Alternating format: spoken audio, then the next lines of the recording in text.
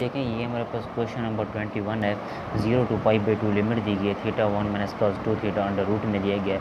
तो हम जानते हैं कि हमारे पास फार्मूला होता है कि साइन, यहाँ आप शो करवाएं कि साइन स्क्वायर थीटा जो है वो इक्वल होता है हमारे पास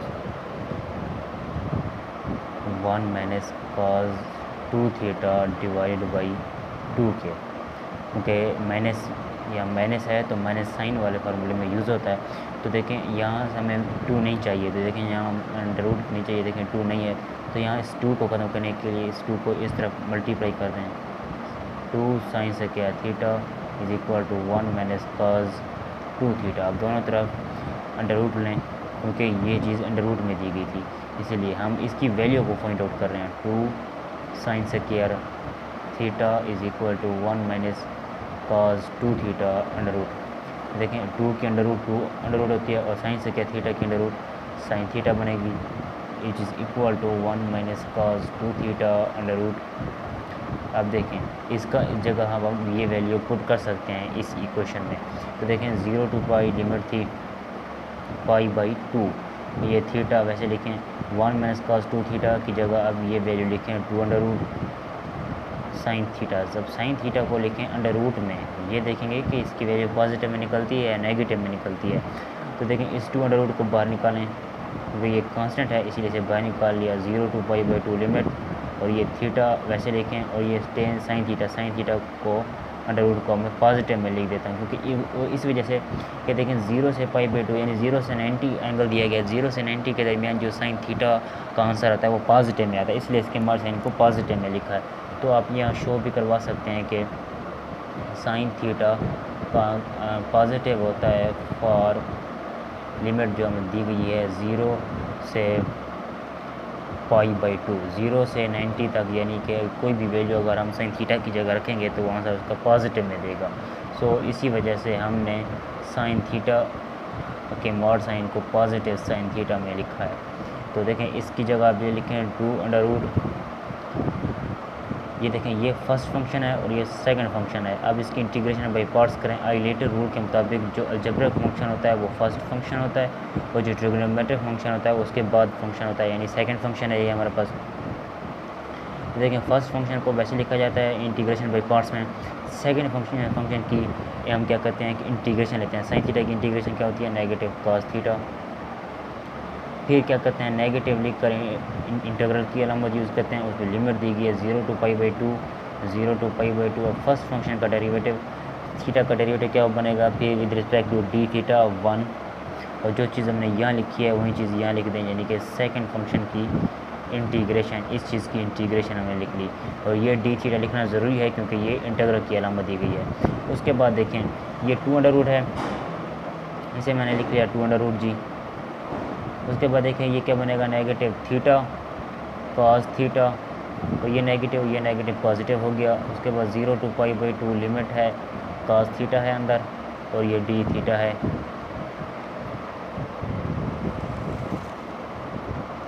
हाँ जी, अब देखें ये 2 अंडर रूट है, इसे मैं वैसे लिख देता हूँ, और ये नेगेटिव थीटा कॉस थीटा, और देखें प्लस कॉस थीटा की इंटीग्रेशन क्या होती है, साइन थीटा, और ये साइन थीटा लिख लिया।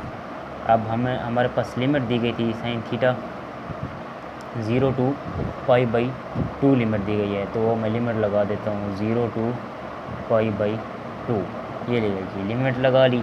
अब हमने क्या करना है कि लिमिट अप्लाई भी करना है। तो देखें ये 2 अंडर रूट है, इसे वैसे लिख लिया, और ये नेगेटिव थीटा की जगह फर्स्ट अपर लिमिट π/2 रखें, और ये कॉस थीटा की जगह upper limit π/2 plus sine theta की जगह अपर लिमिट π/2, फिर नेगेटिव लिखा, फिर लोअर लिमिट अप्लाई किया, तो 2 अंडर रूट थी ये इंटीग्रल नेगेटिव थीटा की जगह लोअर लिमिट 0 और कॉस 0 प्लस साइन 0। अब इसे सॉल्व करें तो देखें 2 अंडर रूट है, इसे 2 अंडर रूट को वैसे लिखें, और नेगेटिव π/2 है, और ये cos π/2 क्योंकि हमारे पास इक्वल होता है, यानी कि cos 90 है वो 0 के इक्वल होता है, प्लस साइन 90 1 के इक्वल होता है। नेगेटिव 2 अंडर रूट ये 0 है तो cos 0 1 के इक्वल होता है, तो 1 जब 0 से मल्टीप्लाई होगा तो 0 प्लस साइन 0 तो वैसे भी 0 होता है। अब देखें ये 2 अंडर रूट अब ये देखें साइन ये 0 0 होगा, 0 + 1 1 के इक्वल होगा, और ये हमारे पास आंसर 0 बनेगा, तो answer will be equal to 2√। जी ये हमारे पास आंसर है। तो लिमिट दी गई है नेगेटिव पाई से पॉजिटिव पाई, तो मैं इसे लिख सकता हूँ, देखें नेगेटिव पाई टू पॉजिटिव पाई, यानी नेगेटिव 180 से पॉजिटिव 180 है। 1 माइनस cos स्क्वायर टी किसके इक्वल होता है, साइन स्क्वायर टी, क्योंकि sign square T plus cos square T फिर 1 के इक्वल होता है। तो ये साइन स्क्वायर टी है, होल की पावर दी गई है 3/2, और ये डी टी। तो अब आप देखें नेगेटिव पाई से positive pi sine square T है, तो यानी कि ये इस 2 से ये 2 कैंसिल होगा, ऊपर 3 बचेगा, तो साइन की पावर 3t। अब मैं इसे मॉड साइन में लिखता हूँ, मॉड साइन में, क्योंकि देखें ये नेगेटिव पाई से पॉजिटिव पाई तक साइन टी की वैल्यू नेगेटिव में भी निकलती है और पॉजिटिव में भी निकलती है, तो यानी कि 2 हिस्सों में निकल रही है, एक पॉजिटिव और एक नेगेटिव, तो इसीलिए इसकी इंटीग्रल को 2 हिस्सों में कन्वर्ट किया जाएगा। तो देखिए 2 हिस्सों में इंटीग्रल को कन्वर्ट करते हैं, नेगेटिव पाई और ये साइन की पावर 3t डी टी, इसकी 2 हिस्सों में इंटीग्रल को डिवाइड करेंगे, 2 हिस्सों में कन्वर्ट करेंगे, वो इसीलिए क्योंकि साइन टी का आंसर जो है हमारे पास नेगेटिव में भी आता है, पॉजिटिव में भी आता है। देखिए लिमिट है नेगेटिव पाई से पॉजिटिव पाई और साइन की power 3t D T. Negative pi से पॉजिटिव पाई ये लिमिट दी गई थी, तो यहाँ जो लिखा जाता है वो कांस्टेंट लिखा जाता है, तो कांस्टेंट है 0। देखिए नेगेटिव पाई से पॉजिटिव पाई तक साइन टी, नेगेटिव पाई से 0 तक साइन की टी का जो आंसर आता है वो नेगेटिव में आता है, और 0 से पाई तक यानी 0 से 180 तक साइन टी का आंसर पॉजिटिव में आता है। तो ये नेगेटिव में आता है और ये पॉजिटिव में आता है।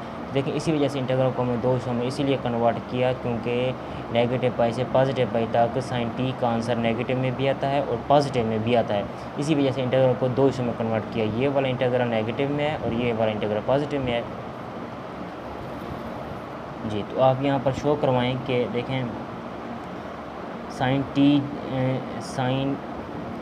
टी जो है वो हमारे पास नेगेटिव में आता है फॉर लिमिट जो दी गई थी हमारे पास नेगेटिव पाई से 0 तक, नेगेटिव पाई से 0 तक साइन टी का जो आंसर आता है वो हमारे पास क्या आता है, नेगेटिव में आता है। तो इसी वजह से फिर साइन टी का जो मॉड साइन है वो फिर नेगेटिव साइन टी बनेगा। सिमिलरली अब हमने क्या करना है कि हमारे पास जो ये था इस इंटीग्रल के लिए ये चीज़ आप यहाँ लिखें कि साइन टी जो है ये पॉजिटिव में आता है फॉर 0 से पाई तक, 0 से पाई तक टी साइन टी जो है वो पॉजिटिव में आता है। सो अब हम इसके इंटीग्रल इसकी मॉड साइन को पॉजिटिव में खोलेंगे, तो ये वैल्यू यहाँ पुट करें, तो देखें ये लिमिट दी गई हमारे पास नेगेटिव पाई से 0 तक, तो इसका ये देखें ये वैल्यू नेगेटिव साइन टी, तो ये नेगेटिव साइन टी लिख लिया, वो इसलिए क्योंकि नेगेटिव पाई से 0 तक नेगेटिव 180 से 0 तक कोई भी वैल्यू अगर हम यहाँ पुट करेंगे तो साइन टी का आंसर या नेगेटिव आएगा या नेगेटिव आएगा या 0 आएगा। उसके बाद देखें प्लस 0 से पाई लिमिट है और साइन की पावर 3t था ये, तो साइन की पावर 3t ये पॉजिटिव में आता है 0 से पाई यानी 0 से 180 के दरमियान कोई भी वैल्यू आप पुट करके देखें तो साइन टी का आंसर हमारे पास पॉजिटिव या 0 आएगा।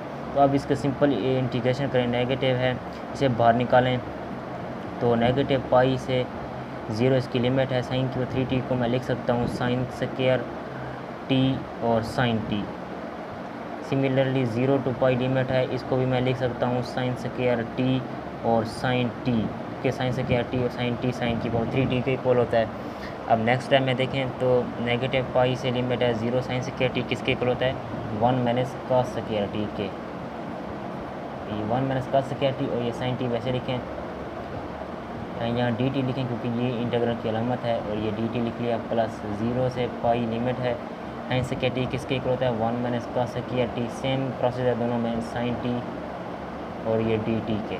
नेक्स्ट देखें तो ये नेगेटिव है, इसे मैं लिख देता हूँ इंटीग्रल नेगेटिव पाई से 0 लिमिट, अब साइन टी को अंदर मल्टीप्लाई करें तो ये sine T minus cos square T को भी साइन टी से मल्टीप्लाई कर लिया, उसके बाद ये डी टी ये प्लस है 0 से पाई लिमिट है, साइन टी को इससे मल्टीप्लाई करें तो ये देखें sine T minus cos square T sine T और ये डी टी वैसे लिख लिया। हाँ जी, अब देखें नेगेटिव को अंदर इसे मल्टीप्लाई करें और इंटीग्रल को दो हिस्सों में कन्वर्ट करें। इंटीग्रल को इससे इसके साथ भी इंटीग्रेशन अलग से लें, इसके साथ भी, और इस वाले रकम इसकी इंटीग्रेशन अलग से लें और इसकी भी। तो देखें इसकी इंटीग्रेशन में लेता हूँ नेगेटिव पाई से 0 लिमिट है और ये साइन टी है, ये नेगेटिव एक इसकी इंटीग्रेशन अलग से ले ली। अब देखें हमने क्या करना है कि ये नेगेटिव और ये नेगेटिव कितना हो गया, पॉजिटिव हो गए। नेगेटिव पाई से लिमिट है 0 तक, तो इसकी इंटीग्रेशन अलग से लें, कॉस स्क्वायर टी और साइन टी और ये डी टी। सेम यही प्रोसेस अब यहाँ करें, इसकी इंटीग्रेशन अलग से लें, इसकी इंटीग्रेशन अलग से लें, 0 से पाई ये अलग से लिमिट थी, तो ये साइन टी डी टी, और ये नेगेटिव 0 से पाई इसकी लिमिट थी, और ये cos square T sine T और ये डी टी लिख लिया साथ में। अच्छा अब देखें, तो ये मैं कहता हूँ कि ये नेगेटिव है। अब मैं कहता हूँ कि जिसकी पावर होना उसे हम अपना फंक्शन कहते हैं। ये देखें कॉस स्क्वायर टी है, कॉस ये हमने इसे फंक्शन बनाना है और इसको अपना डेरिवेटिव बनाना है। तो कॉस टी का डेरिवेटिव क्या होता है हमारे पास, नेगेटिव साइन टी, तो यहाँ नेगेटिव होना ज़रूरी है। तो इसी वजह से मैं इसे नेगेटिव से मल्टीप्लाई भी कर देता हूँ और नेगेटिव से दोनों को मल्टीप्लाई कर देता हूँ, क्योंकि नेगेटिव नेगेटिव पॉजिटिव हो जाएंगे और ऊपर वाली सिचुएशन बनेगी ये नेगेटिव भी पॉजिटिव। सिमिलरली आप देखें ये साइन टी है, इसी कुछ ना करें, तो देखें ये कॉस टी है और कॉस टी है जिसकी पावर है, कॉस स्क्वायर टी है ना, तो जिसकी पावर हो उसे हम फंक्शन कहते हैं। तो ये फंक्शन है और ये उसका डेरिवेटिव है। इस कॉस टी का डेरिवेटिव क्या होता है, नेगेटिव साइन टी, तो इस नेगेटिव को इसके साथ लिख दें। ये इसे मैं प्लस कर रहा हूँ और इसे मैं नेगेटिव इसके साथ लिख देता हूँ। ये फंक्शन बन गया और ये उसका डेरिवेटिव बन गया। अब देखें नेगेटिव पाई से 0 तक लिमिट थी, साइन टी की इंटीग्रेशन क्या बनती है हमारे पास, नेगेटिव कॉस टी, और ये नेगेटिव कॉस स्क्वायर टी ये फंक्शन है, उसका डेरिवेटिव है। तो फंक्शन और साथ में उसका डेरिवेटिव हो तो फंक्शन की पावर में एक ऐड करें और वहीं पावर नीचे डिवाइड करें। तो इसकी लिमिट क्या दी गई थी, नेगेटिव पाई से 0, ये नेगेटिव पाई, इसके दोनों की लिमिट सेम थी तो एक साथ ले ली। उसके बाद प्लस है। अब देखें साइन टी की इंटीग्रेशन क्या होती है हमारे पास, नेगेटिव कॉस टी, उसके बाद देखें प्लस है, ये फंक्शन है और ये उसका डेरिवेटिव है। साथ में फंक्शन साथ में उसका डेरिवेटिव हो तो फंक्शन की पावर में एक ऐड करते हैं और वहीं पावर नीचे डिवाइड करते हैं। 0 to पाई लिमिट थी इसकी। अब देखें ये नेगेटिव क्या हो गया, पॉजिटिव हो गया। तो कॉस टी की जगह अपर लिमिट 0 रखें, फिर नेगेटिव 1/3 को पहले लिखें, कॉस टी की जगह अपर लिमिट 0 रखा और उसकी पावर क्या बनी 3। अब नेगेटिव लिख कर अब हमने क्या करना है, लोअर लिमिट अप्लाई करनी है, नेगेटिव पाई अप्लाई करना है। नेगेटिव ये पॉजिटिव हो गए, तो कॉस टी की जगह upper limit lower limit negative pi रखें और नेगेटिव 1/3 कॉस टी की जगह देखें लोअर लिमिट रखें, नेगेटिव कॉस टी की जगह नेगेटिव पाई रख लिया, तो ये उसकी पावर दी गई थी कितना, 3। अब सेम यहीं पर से अब यहाँ करेंगे, देखें नेगेटिव है, कॉस टी है, कॉस टी की जगह अपर लिमिट पाई रखा, फिर प्लस 1/3 कॉस टी की जगह अपर लिमिट पाई रखें, उसकी पावर कितना है 3। फिर नेगेटिव लिख कर लोअर लिमिट अप्लाई करें, ये नेगेटिव कॉस टी की जगह लोअर लिमिट 0 रखा प्लस 1/3 कॉस की जगह 0 टी की जगह लोअर लिमिट 0 रखा, तो उसकी पावर कितना है 3 है। हाँ जी, अब देखें कॉस 0 किसके इक्वल होता है, 1 के, ये नेगेटिव 1/3 कॉस 0 1 के इक्वल होता है, तो 1/3 यानी 1 ही बनेगा। फिर नेगेटिव कॉस यानी कि आप देखें कॉस के साथ अगर कोई नेगेटिव में कोई आ जाए, कॉस के साथ नेगेटिव वैल्यू हो तो वो ऑलवेज पॉजिटिव होता है, यानी कि कॉस ये 180 है, कॉस 180 फिर हमारे पास नेगेटिव 1 के इक्वल होता है, तो नेगेटिव 1 और ये नेगेटिव फिर पॉजिटिव 1 होंगे, ये नेगेटिव पॉजिटिव 1/3 कॉस। देखें कॉस ए के साथ अब नेगेटिव है तो ये ऑलवेज उसे पॉजिटिव कर देगा, तो कॉस 180 है तो वो नेगेटिव 1 के इक्वल होता है, जिसकी पावर ऑड हो तो आंसर हमारे पास नेगेटिव 1 ही आता है। और उसके बाद देखें ये नेगेटिव है, कॉस 180 किसके इक्वल होता है, नेगेटिव 1 के, तो ये नेगेटिव पॉजिटिव 1 हो गया। उसके बाद प्लस 1/3 यहाँ मैं डायरेक्ट कर रहा हूँ कि पेजेस नहीं है। उसके बाद देखिए कॉस पाई है, कॉस पाई किसके इक्वल होता है, नेगेटिव 1, जिसकी पावर 3 हो ऑड हो वो नेगेटिव आता है, तो ये नेगेटिव 1 बनेगा। फिर अब नेगेटिव और ये नेगेटिव पॉजिटिव हो गए, कॉस 0 किसके इक्वल होता है 1 के, अब ये नेगेटिव और ये पॉजिटिव नेगेटिव हो गए, 1/3 कॉस 0 किसके इक्वल होता है 1 के, तो 1 की पावर 3 का आंसर 1 ही होता है। तो अब देखें ये 1 ये 1 और ये 1 कितना हो गया 3 और ये 4। अब -1 और 3 ये है और ये भी -1 और 3 है, या साथ में -1 मल्टीप्लाई हो रहा था। -1 और 3 -1/3, ये भी -1/3 है और ये भी -1/3 है, यानी कि -4/3। तो देखें अब इसको सिंप्लीफाई करें तो क्या बनेगा हमारे पास आंसर 3 1 इसको डिवाइड करेंगे 3 को 4 से मल्टीप्लाई करेंगे तो 3 4 12, -3 से 3 कैंसिल 4, तो answer will be equal to 8/3। जी ये हमारे पास आंसर है।